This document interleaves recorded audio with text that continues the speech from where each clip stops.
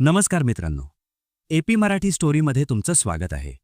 आज मी तुमच्यासोबत एक कशी भयानक आणि मनाला हलवून जाणारी घटना शेअर करणार आहे, जिच्या सर्व काळजीपूर्वक केलेल्या चौकशीनंतरही मनात अनेक प्रश्न उरतात. ही घटना घडली आहे बिहार राज्यातील बेगुसराय जिल्ह्यातल्या कैथम नावाच्या एका गावात. बेगुसराय हा जिल्हा शेतीसाठी प्रसिद्ध आहे. इथले रस्ते अरुंद आहेत, गावागावांमध्ये शेतं आहेत आणि लोक शेतीवरच उदरनिर्वाह करतात. याच कैथम गावात राहायचा भूषण सिंग हा एक शेतकरी.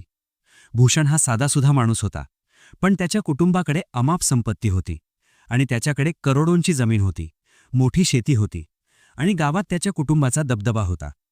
भूषण हा 5 भावांमध्ये चौथा होता आणि सगळे भाऊ एकत्र शेती करायचे आणि गावातली मंडळी त्यांना आदराने हाक मारायची. अशा या श्रीमंत कुटुंबात एक दिवस सून म्हणून आली सुनीता देवी, जी पूर्णिया जिल्ह्यातली होती. भूषण आणि सुनीता यांची ओळख अशीच झाली. दोघं प्रेमात पडले आणि 2010 साली घरच्यांच्या संमतीने त्यांनी मोठ्या थाटामाठात लग्न केलं आणि गावकऱ्यांना वाटलं की ही सून खूप सुशील आहे, शांत आहे, गोड बोलणारी आहे. पण या सुनीताच्या मनात काय चाललं होतं हे कोणालाच ठाऊक नव्हतं, कारण सुनीता या घरात आली होती ती फक्त या घराची संपत्ती बळकावण्यासाठी आणि तिने हे सातत्याने जपलं होतं. लग्न झाल्यावर सुनीता हळूहळू घरात रुळू लागली आणि तिने सासू सासऱ्यांची मनं जिंकली आणि घरातल्या सगळ्यांशी प्रेमाने वागू लागली. पण तिची नजर होती ती भूषणच्या धाकट्या भावावर, म्हणजे राजू सिंगवर, जो भूषणपेक्षा लहान होता, तरुण होता, बांध्याने सडपातळ होता आणि त्याच्यात एक वेगळंच आकर्षण होतं. सुनीता त्याच्या जवळ जाऊ लागली. सुरुवातीला फक्त विचारपूस, कुशलक्षेम, हसणं, गप्पा, पण हळूहळू हे बोलणं वाढत गेलं आणि राजूला वाटलं की सुनीता त्याच्यावर मनापासून प्रेम करते.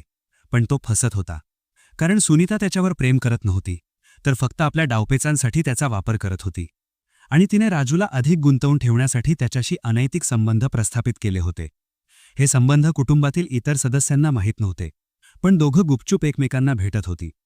एके दिवशी सुनीता अचानक माहेरी जाण्यासाठी निघून गेली आणि तिने सांगितलं की तिची आई आजारी आहे, म्हणून तिला काही दिवस माहेरी राहावं लागेल. घरच्यांनी तिला पाठवलं, पण 1 महिना झाला, 2 महिने झाले, 3 महिने झाले, तरी सुनीता परत आली नाही. भूषण चिंतेत पडला आणि त्याने अनेक वेळा फोन केले, पण सुनीता फोन उचलत नव्हती.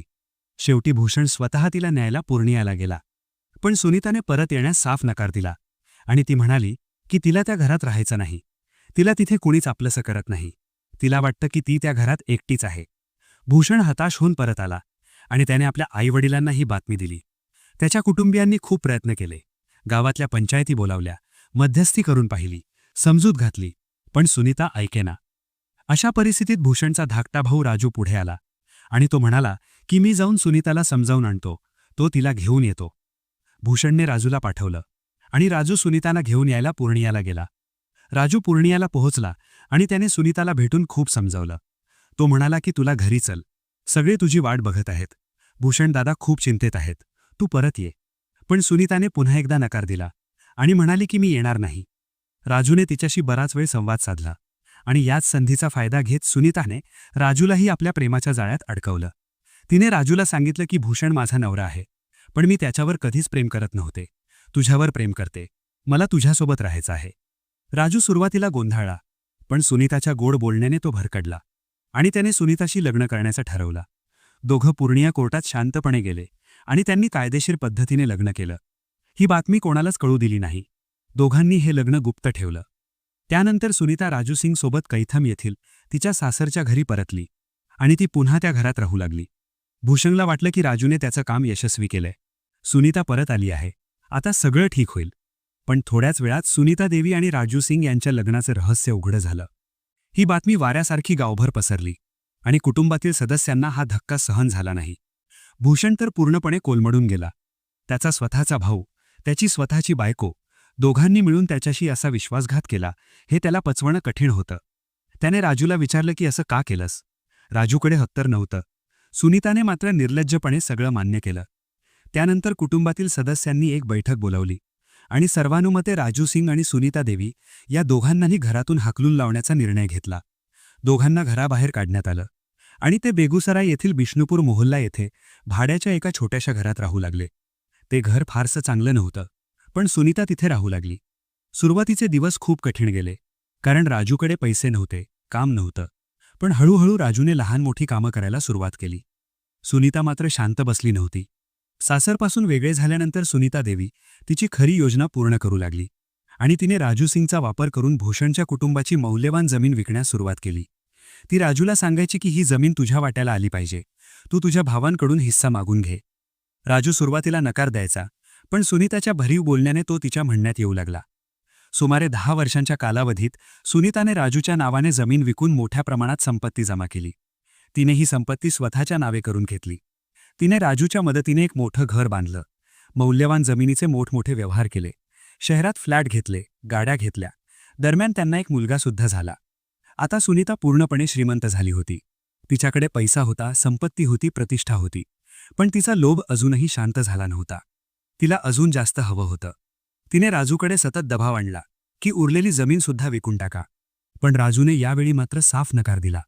तो म्हणाला की आता पुरे झालं, आपल्याकडे पुरेशी संपत्ती आहे, आपल्या मुलाचं भविष्य सुरक्षित आहे, आता आपण शांतपणे राहूया. राजूचा हा नकार सुनीताला पचला नाही. तिच्या मनात राजूबद्दल राग निर्माण झाला. तिला वाटलं की आता राजू तिच्या मार्गात अडथळा ठरत आहे. तो तिला पूर्णपणे संपत्ती मिळवू देत नाही. तिने राजूची हत्या करण्याचा कट रचला. सप्टेंबर महिन्यात राजू एका संध्याकाळी घरी परतत होता. तेव्हा काही अज्ञात हल्लेखोरांनी त्याच्यावर प्राणघातक हल्ला केला. राजूचा जागीच मृत्यू झाला.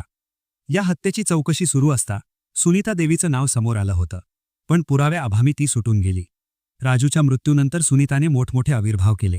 ती रडली, तिने शोक व्यक्त केला, पण तिच्या मनात मात्र समाधान होतं, कारण आता तिला पूर्ण संपत्तीची मालकीण होण्यापासून कोणीही रोखणार नव्हतं. आता फक्त भूषण सिंग उरला होता. भूषणकडे अजूनही खूप संपत्ती होती, खूप जमीन होती, आणि सुनीताची नजर आता त्याच्यावर होती. सुनीताला माहीत होतं की भूषण हा राजूच्या हत्येनंतर खूप सावध झाला होता आणि तो तिच्यापासून दूर राहत होता. पण सुनीताने पुन्हा एकदा कट रचला. तिने काही भाडोत्री मुंडांशी संपर्क साधला, त्यांना पैशाची लालूच दाखवली आणि भूषणची हत्या करण्याचा प्लॅन बनवला. कालच्या आदल्या दिवशी भूषण सिंग आपल्या शेतात गवत कापत होता. सकाळची वेळ होती. शेतात फारशी माणसं नव्हती. तेव्हा काही गुन्हेगारांनी बुलेटप्रूफ जॅकेट घालून मोटरसायकलवरून येत त्याच्यावर गोळ्या झाडल्या. भूषणने पळण्याचा प्रयत्न केला, पण तो यशस्वी झाला नाही. 3 गोळ्या त्याच्या छातीत लागल्या आणि घटनास्थळीच त्याचा मृत्यू झाला. गावकऱ्यांनी हा प्रकार पाहिला, पण तोपर्यंत हल्लेखोर पळून गेले होते. भूषणच्या भावाने या प्रकरणात FIR दाखल केली आणि पोलिसांनी तपास सुरू केला. पोलिसांनी CCTV फुटेज तपासली, साक्षीदारांचे जबाब नोंदवले आणि या हत्येमागे सुनीता देवीचाच हात असल्याचं स्पष्ट झालं. पोलिसांना असंही आढळून आलं की सुनीता देवी हिने राजूच्या हत्येसाठी ज्या गुंडांना कामाला लावलं होतं, त्याच गुंडांना भूषणच्या हत्येसाठीही कामाला लावलं होतं. सुनीता देवी ही सध्या फरार आहे आणि पोलीस तिचा शोध घेत आहेत. पण पोलिसांनी गोळीबार करणाऱ्या 2 आरोपींना अटक केली आहे. पोलिसांच्या चौकशीत हे आरोपी मोडीत निघाले आणि त्यांनी सुनीताविरुद्ध पुरावे दिले आहेत. सुनीतावर आता 2 खुनांचा गुन्हा दाखल झाला आहे आणि तिला लवकरच अटक होईल अशी माहिती पोलीस अधिकाऱ्याने दिली आहे. मित्रांनो, या घटनेतून अनेक प्रश्न उभे राहतात. तुमच्या मनात काय विचार आहेत ते कमेंट करून नक्की सांगा. अशा प्रकारच्या क्रूर घटना का घडतात? केवळ संपत्तीसाठी एखादी स्त्री आपल्या 2 पतींची हत्या कशी करू शकते? प्रेमाच्या नावाखाली फसवणूक करून कोणी आपल्या जवळच्या व्यक्तीचा जीव कसा घेऊ शकतं? अशाच सत्य घटना, समाजातील वेगवेगळ्या प्रश्नांवर प्रकाश टाकणाऱ्या कथा तुमच्यापर्यंत पोहोचवण्याचा मी प्रयत्न करत राहीन. पुढच्या व्हिडिओमध्ये आणखी एक धक्कादायक सत्य घटना घेऊन येईन. तुमचे विचार कमेंटमध्ये नक्की कळवा. जर तुम्हाला अशाच धक्कादायक सत्यकथा ऐकायच्या असतील तर चॅनल सबस्क्राईब करायला विसरू नका आणि बेल आयकॉन दाबा, जेणेकरून प्रत्येक नवीन व्हिडिओची सूचना तुम्हाला मिळेल. तोपर्यंत काळजी घ्या, सुरक्षित राहा. धन्यवाद. जय हिंद.